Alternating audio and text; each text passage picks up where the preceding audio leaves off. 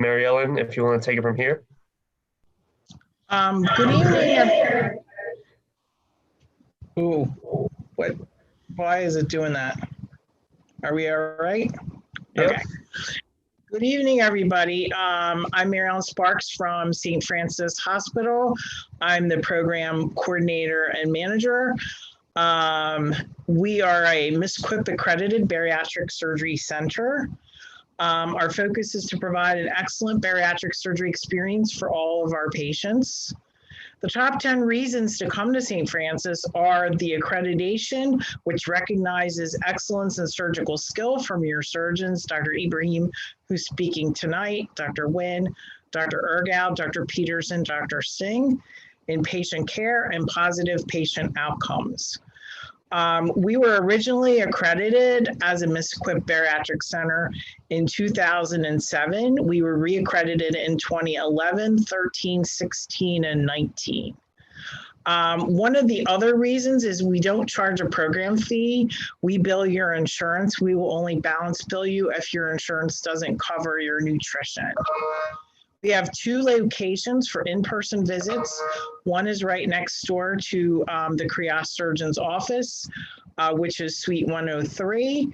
And we have another office in the cardiac rehab education room at St. Francis Hospital, room 429. We are committed to online support groups the first Tuesday of every month from 5:30 to 6:30 p.m., except for the month of December. The next one is actually election day.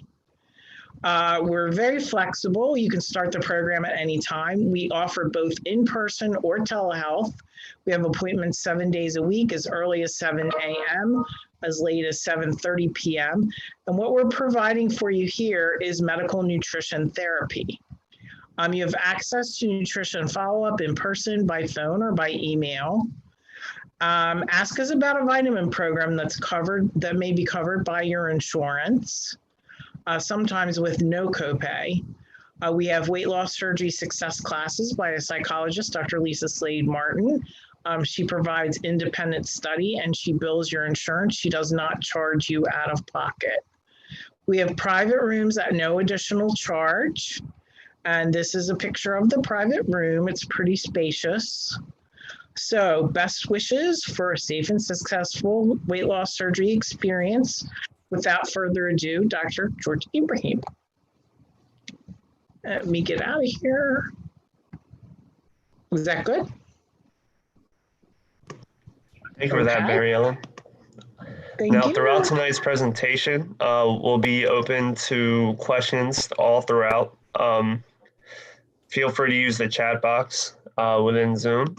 And Dr. Ibrahim, feel free to take it from here.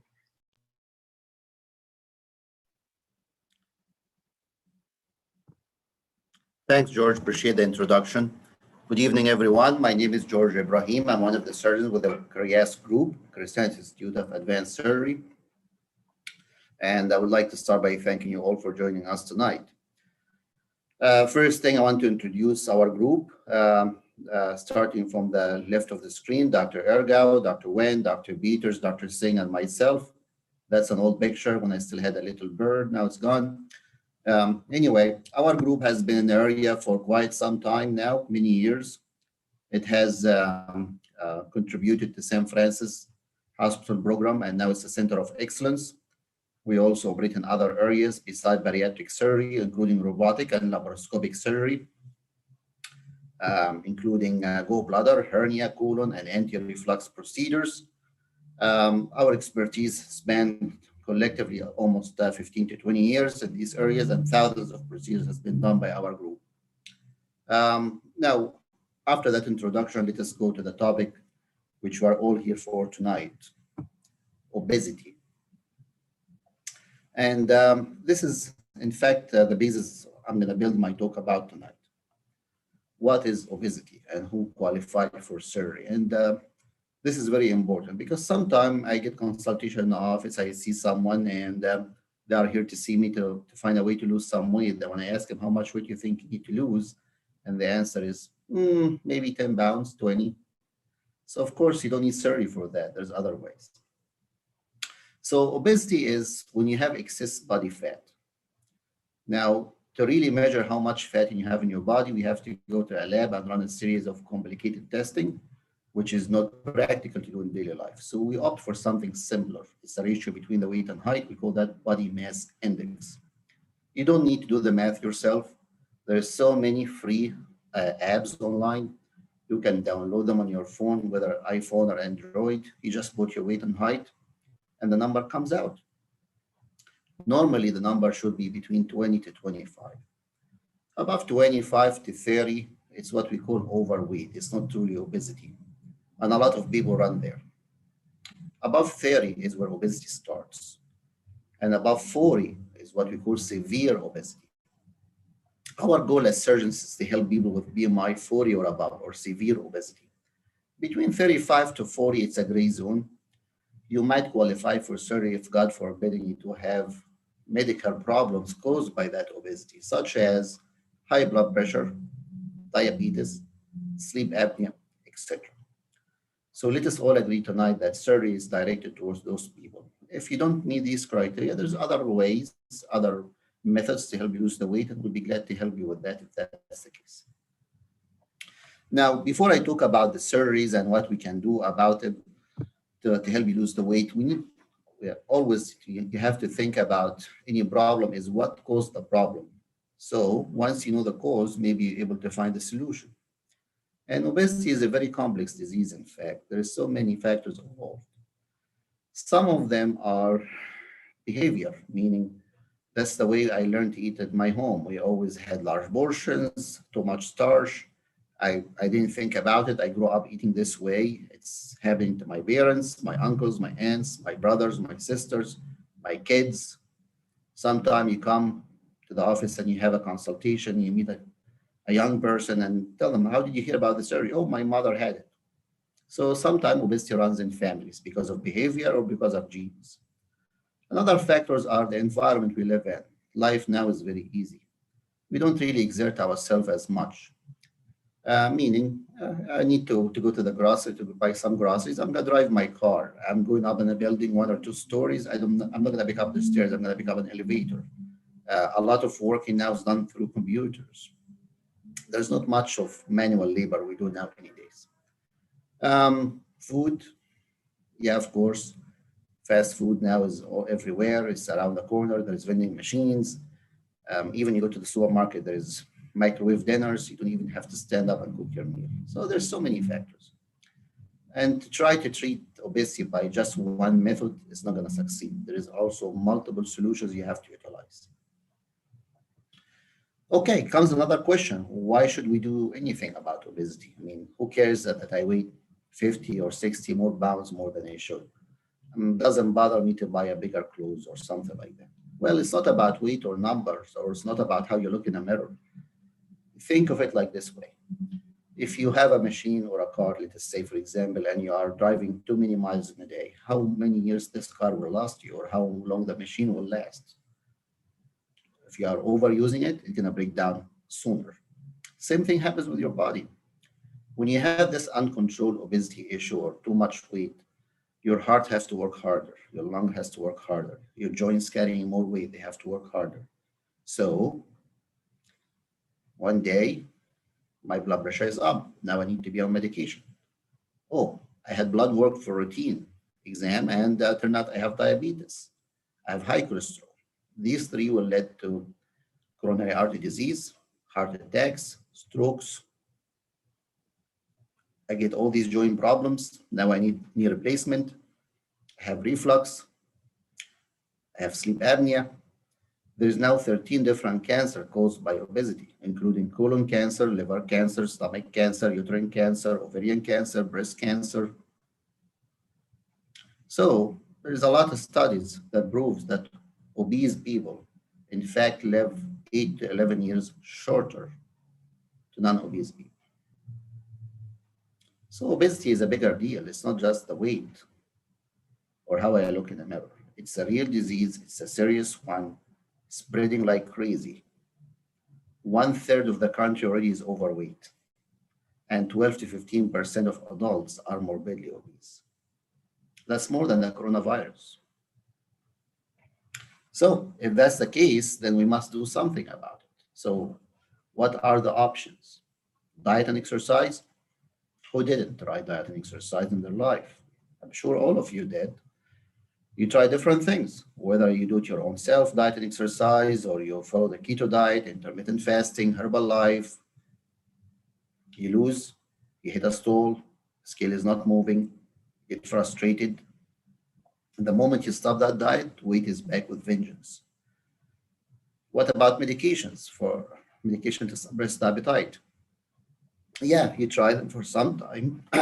Excuse me. You take them, they work for some time, then they are not effective anymore. You lose some weight, and the moment you stop them, weight comes back. And a lot of insurances do not cover them. Sometimes you have to be out of pocket, and some of them are very expensive, could be up to $300 a month. And there is surgeries, of course. And of course, decision to go under the knife by your own choice is a big deal. It's not an easy decision. But before you judge any of these tools, which one you should choose, you should also look at how effective they are. Let us compare diet to medication to surgery. Diet, in fact, fails more than 97% of the times, meaning I'll do it, it's not going to work. And even the amount of weight you lost is maybe 1% of the excess weight.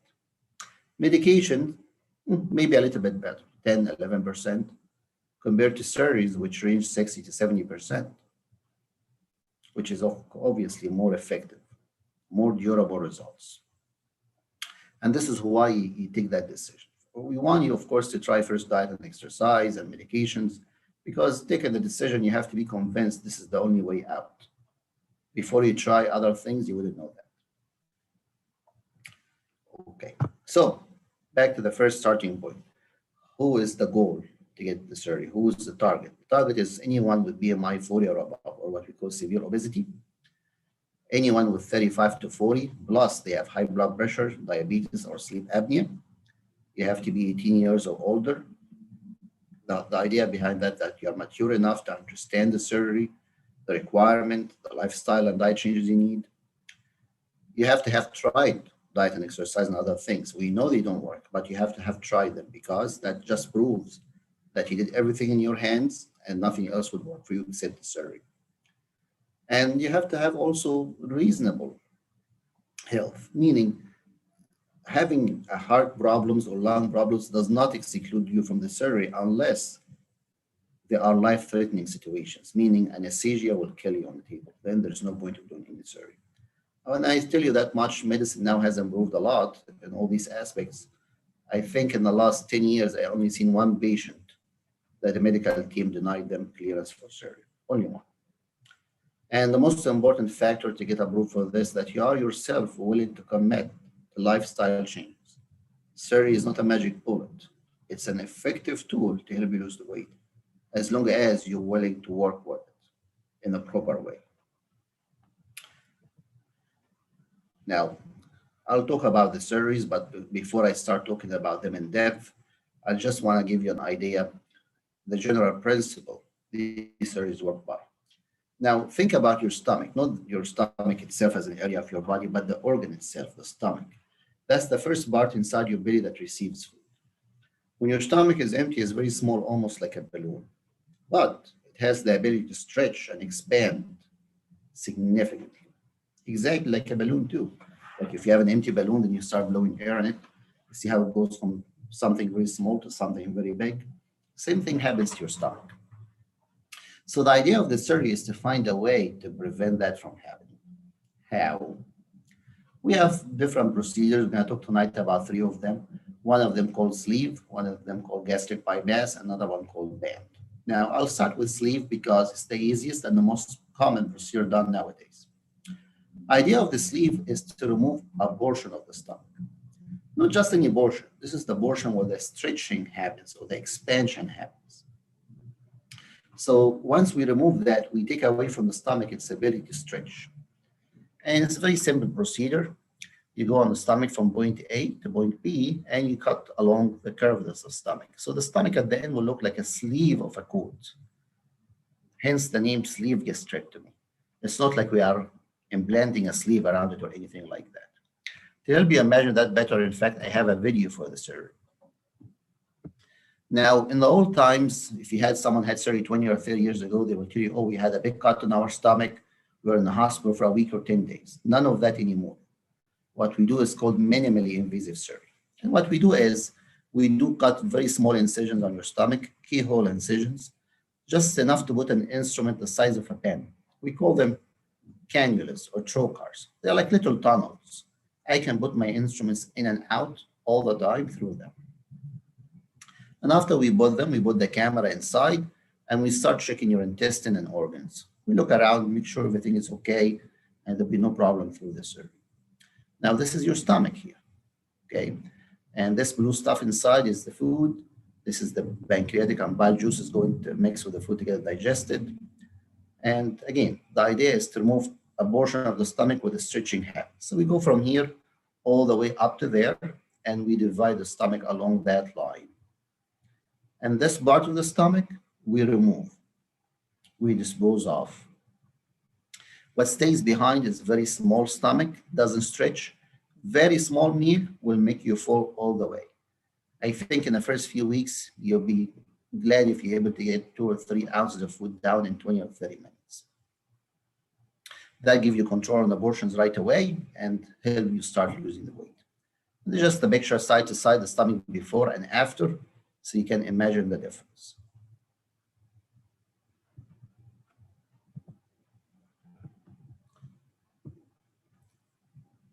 Another procedure we also do is something called gastric bypass. Well, in fact, this surgery is one of the oldest surgeries done for weight loss surgery. It predates sleep quite some time. It's very effective as well to lose weight, but it's a little bit more complex. Now, rather than removing a portion of the stomach, what we do is creating a shortcut around the stomach. How? We go and divide the stomach up here to 2 parts. The upper one, we call the pouch, and the lower one, we call the excluded or remnant stomach. Then bring a piece of the small bowel up and connect it to your small stomach. So the food will go down directly to your intestine without going through your stomach. Think of it like when you're driving on a road and they're doing repairs, so the road is blocked. So they create a detour or a shortcut around. Same thing. And again, I have a video here to better explain that to you. And remember, no more big incisions, everything small cuts, keyhole incisions, they heal fast, no complications. We put our little cannulas in or tunnels, then we go inside and again, check the intestine, stomach, your other organs. And here again, this is how your stomach looks before we do anything on it.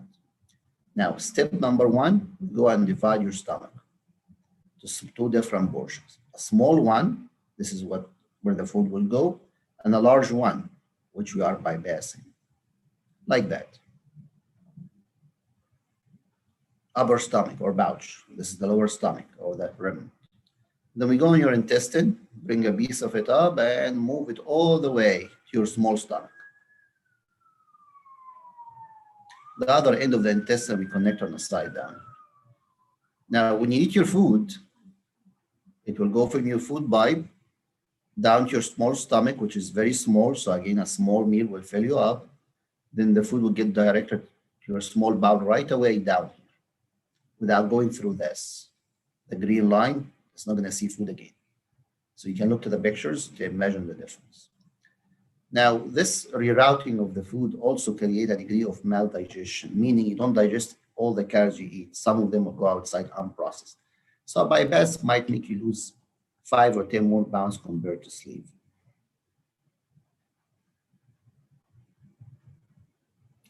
Okay. Another surgery we are able to do is something called Gastric Band. Now, this surgery used to be common and popular maybe 10, 15 years ago. Not anymore, it's rarely done.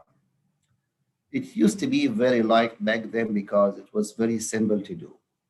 We are not cutting any stomach or intestine. Rather, what we're doing is implanting a device around your stomach. It's a balloon that we wrap up here. It has a catheter, and the other end of the catheter we implant beneath the skin. Very simple, takes 45 minutes to do, you go home the same day. Then, a few weeks later, you come to the office, we kind of palpate or feel where the end of the catheter is beneath your skin, and we have a special needle that goes there, and we inject water inside the balloon so it gets bigger. When it gets bigger, kind of squishes your stomach. So the lumen or the inside is tight, narrow. When you eat your food gets stuck here, and after a couple of bites, you're already full. So this will give you control on the portions.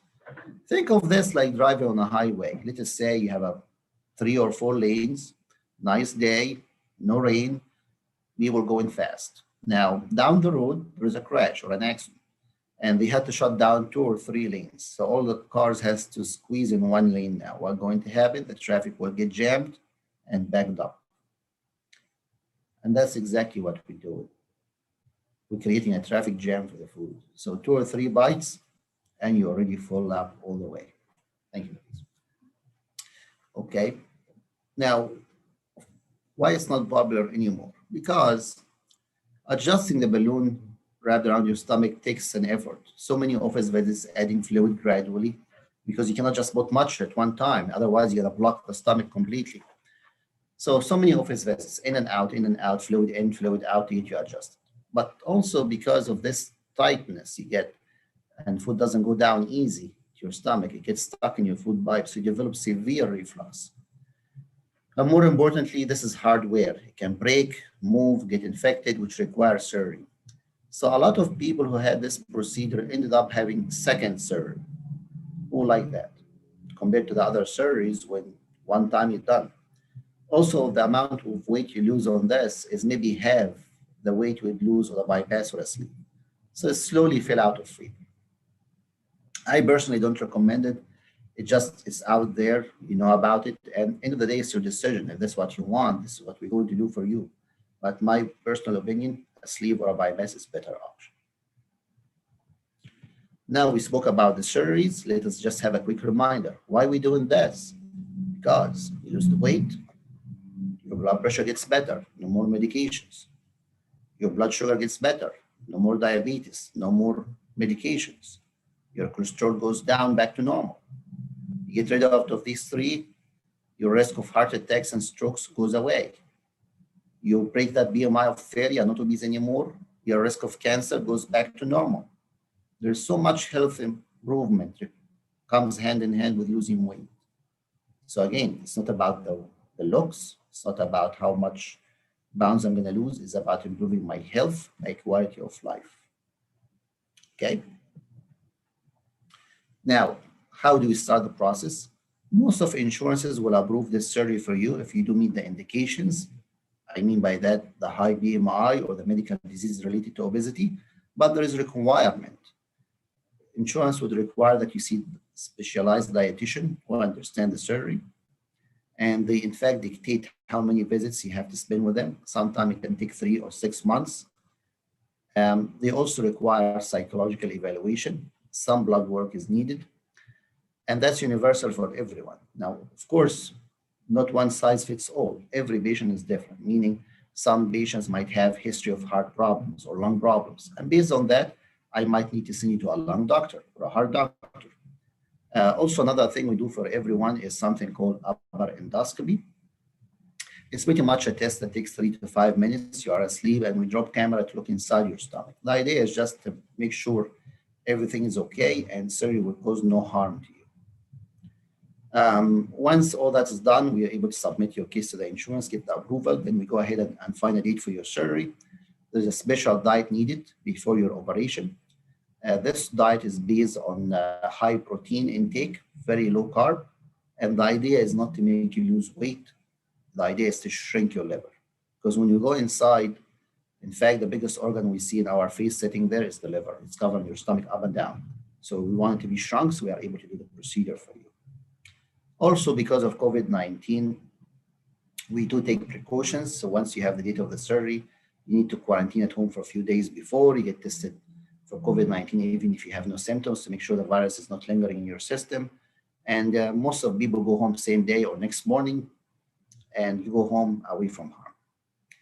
And that's pretty much all I had for tonight. So if you guys have any questions, I'll be happy to answer all of them. Thanks, Dr. Ibrahim, for the very informative presentation. Again, like Dr. Ibrahim said, the chat box is open for questions. Please feel free to ask as many questions as you'd like. But in the meantime, Dr. Ibrahim, I have a question for you. Sure. Could you please tell us the importance of being an accredited surgeon? That's a very important because now we live in a time of specialization.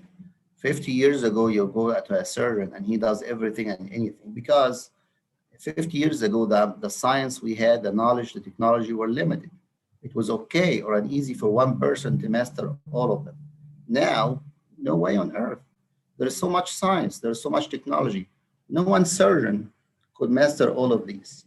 So it's very important to go to accredited surgeon, fellowship trained, experienced, works in a center of excellence because he received enough education and training to do these surgeries safely, correctly, which is more important because sometimes we see people coming asking for a second opinion or help, and they had a surgery done not in an appropriate manner. There was technical errors. And more importantly is, there is no surgery without risks or complications. You need someone who knows how to treat that. You don't want to get surgery done by someone, then when you call them for help, they say, oh, sorry, go to another place. I don't know how to treat that. And it happens. We see it unfortunately. Fair enough. We have a question down in the chat. They asked, if your insurance doesn't cover the surgery, but you pay out of pocket, how does this affect the pre-requirements? And do you have pricing for this? Well, the pre-requirements are there for a good reason, meaning this is a big decision. It's not like you can flip a switch and change your diet and lifestyle habits in one night because you want to. You need time to get educated on the diet needed after the surgery, the lifestyle, the way of eating and preparing your food, learning how to read the labels, figuring out the calories and the proteins. So some of insurances will go way and beyond and request 6 months of diet counseling, some of them 3 months. I think if you're being out of pocket and you don't have to worry about insurance requirements, I would recommend at least 2 to 3 visits with a nutritionist, just to be sure that you got enough education and you know what you're going to do after the surgery. Fair enough. And to follow that up, another question kind of rolls off the back of that. Aetna requires 12 nutritional classes. How long would it take to complete the classes? Well, 12 classes, I think that might be not truly accurate. I think there are 6 classes. And I think the process usually does not exceed 6 months, meaning a class a month. But anyway, sometimes you're trying to know things and you call the insurance on your own, and it can get tricky. Our people here in the office can help you get that information more accurately in a more expedited manner. Okay. Another person asked, how does a person gain weight if the stomach does not stretch? Okay, that's a good question. One of the problems driving the pandemic of obesity, by the way, the World Health Organization has declared years ago that obesity is a pandemic, and it's affecting more people than coronavirus again. One of the problems is concentric calories, meaning go and read the labels on most of the products available in the supermarket. See how many of them have high fructose corn syrup. That material is 20 times sweeter than ordinary sugar. And it has so much calories loaded in them. And the human body does not have to use them to burn them for calories or use them for metabolism. Once you get them inside, automatically get transferred and secured as fat. Now it's available almost in every food product and drink, almost in all. Like I remember one day I was like in a hospital cafeteria, not even a supermarket. And there was that chocolate milk for children, I'm not going to mention the brand name because we are not marketing or advertising against anything, but it was a famous brand name. When I turned around to see the nutrient content, there was only 12 or 13 grams of proteins and 40 grams of sugar. And this is marketed as healthy, protein-rich for children. 40 grams of sugar. You're feeding that to a child, it's a poison. They're addicted to sugar, first of all, they'll gain weight. So that's the thing. if you get a bariatric surgery and you're gaining weight, it's not because you're able to stretch your stomach or eating more food. Think about it. If you sit to eat salad or a healthy meal, you're still going to be able to push much food. It's the cheating that happens, that you're eating potato chips and drinking juice. This is just pure sugar and carbs you're eating and drinking, and they dissolve easily in your stomach, and they will just slide through anything you do. That's why I was saying the most important requirement of bariatric surgery is willingness for life's long commitment to these changes. You're gonna start using carbs, you're gonna start drinking sugars, you'll succeed. Fair enough. Someone missed the information that was given in regards to the additional precautions that are currently being taken due to COVID pre and post surgery. Could you enlighten them for us, please? Yeah, of course, COVID-19 has changed everything around us, and there is not too much studies to tell us about bariatric surgery in particular. If, let us say, we do a bariatric procedure for someone and in the same time they catch COVID-19, how will they do? They will do okay, or they get sicker than ordinary people? And no one wants to take such a chance. I wouldn't take such a chance with my patients. I want them to be safe. So what we're doing now is, let us say we have a date for the surgery. A few days before that date, we want you to quarantine at home. If your job requires a note, we gladly and happily write it for you to give you the time to stay at home, so you don't have a chance to catch it from me. Then if you have no symptoms, we're going to test you for COVID-19 to make sure you don't have the virus in your system. Then, day of the surgery, your family will drop you at the door, pick you up at the end of the day. No visitors are allowed. The first thing I said, once I step out of the operation room, I call your family or loved ones and tell them how things are, make sure they are comfortable, and tell them that you're doing great and everything. And more importantly, most of the surgeries we do now are, again, don't require to stay in the hospital, or if you stay, you stay one night. That's it, not staying for a week or so. So you don't have much a chance to catch it from anyone there. You go home, you stay home for 2 or 3 weeks until you heal and recover. We have been doing that now consistently since May, so 5 months. I think I'm doing great. Good to know. Another person asked if you could actually restate the pre-surgical requirements specifically revolving around medical testing. No problem at all. It's pretty much, first of all, you have to meet the criteria for surgery, which is your BMI above 40 or 35 to 40 with medical problems related to obesity.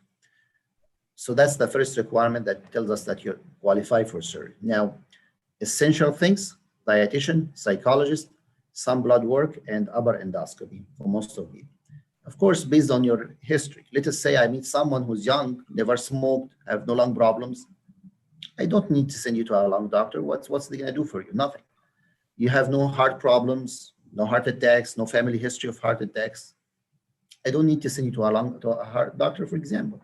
But let us say you are having issues like these, risk factors for these diseases. Like I meet someone who was smoking all their life and now they're gonna change to the better, they quit smoking, but they have sleep apnea, they have COPD, they have asthma. Then I need to send you to a lung doctor to just examine you, see if there's anything you can do to improve your condition, so you do well with anesthesia, you don't run into complication, and so on. Sometimes you need to send patients to a nephrologist because they have kidney problems, or to a neurologist because they had Parkinson's disease. So it depends on your history. So there's some essential part of this, and some other are selective based on your underlying medical conditions. Okay.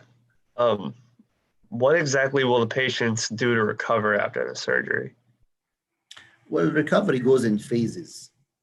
This is why our follow-up is very robust. We want to see you 2 weeks after the surgery, a month, 3 months, 6 months, 9 months, a year, 18 months, 24 months, and a year after that.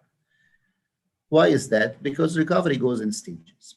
And you can break it down to different aspects. Like, for example, when can I drive my car? Most of people are able to drive a week out. In fact, the patient is the best judge of that. If you can sit comfortable in the car, reach to your brake, look over your shoulder, you don't need any painkillers, then you're ready to drive.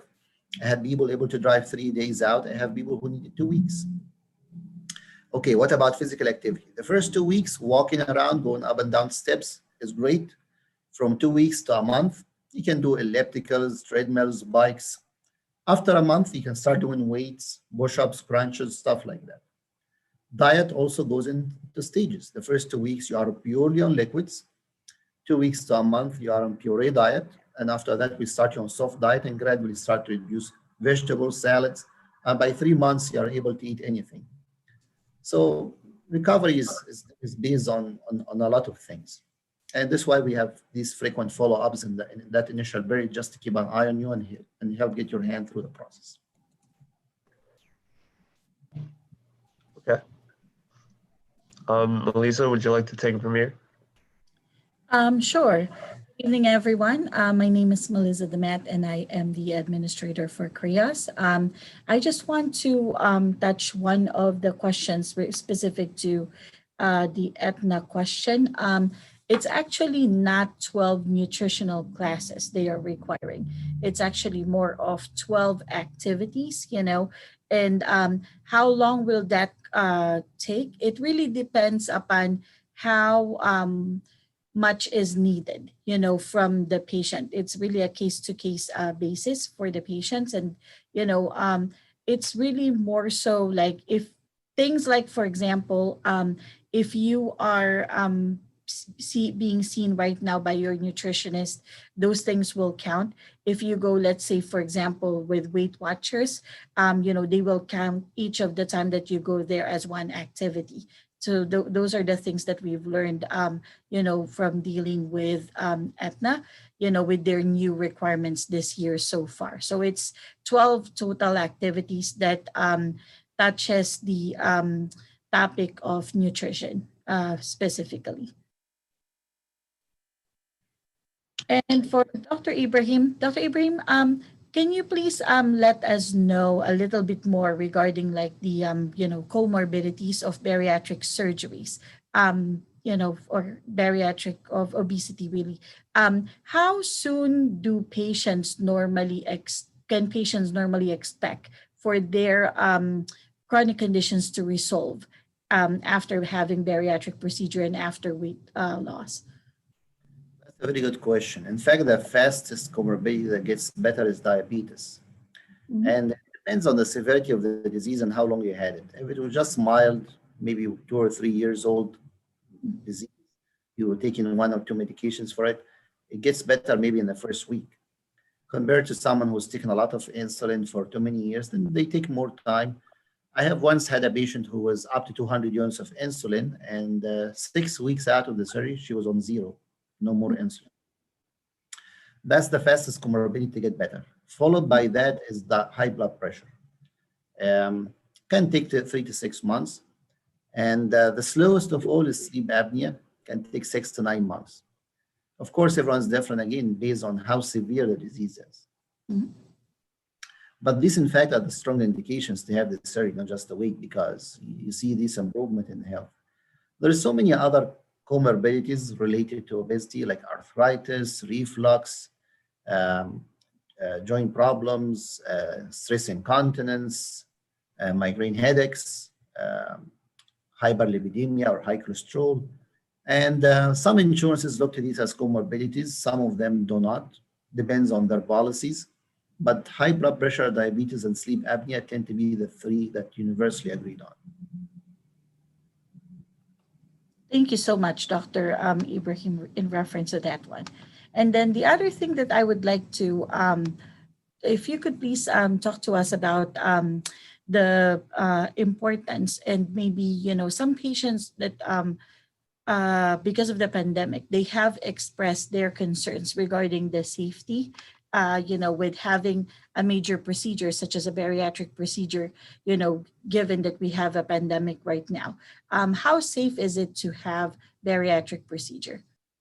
Very safe, in fact. Even without the pandemic, mm-hmm. People always ask about surgery risks. Of course, any operation or any surgery, pandemic or no pandemic, have risks and complications. Mm-hmm. But the fact is, bariatric surgery is never an emergency procedure.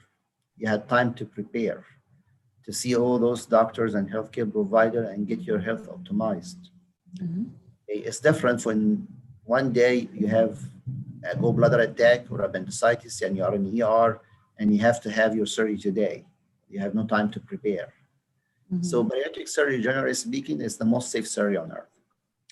Now, the pandemic, of course, we have been taking very, very strict course to prevent any complications related to that. Starting by isolating people and quarantine at home before the surgery, routine testing for COVID-19, and again, quarantine at home after the surgery, minimizing the time you spend in an outpatient facility, like American Surgery Center or San Francis Hospital, for example, going home same day or next morning.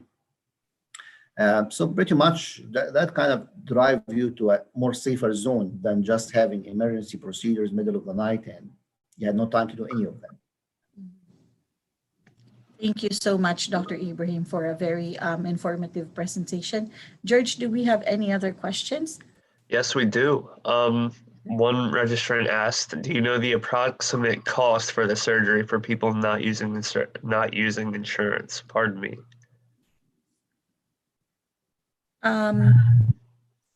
I can answer that question, Dr. Ibrahim.